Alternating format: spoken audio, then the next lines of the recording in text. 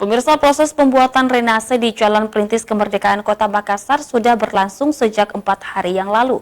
Pelaksana proyek menyebut drainase dapat dirampungkan hingga 2 bulan ke depan.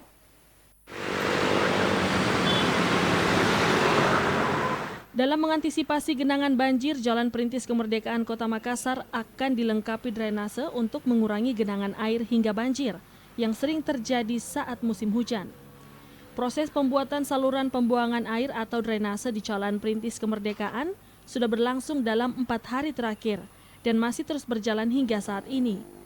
Rahman, salah satu pelaksana pembuatan drainase tersebut, menjelaskan panjang drainase mencapai 250 meter dengan arah saluran air dimulai dari depan Town Square atau Entos hingga menyambung ke saluran lama.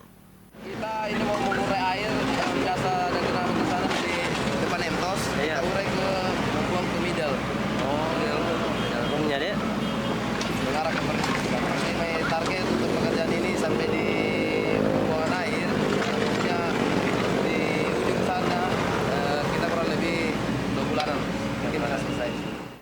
Rahman menambahkan berdasarkan kontrak yang telah disepakati, pembuatan drainase akan berakhir pada Desember mendatang. Namun ia mengaku proyek tersebut dapat selesai lebih cepat, sekitar 2 bulan pengerjaan. Fitri Hairunisa, Selepes TV.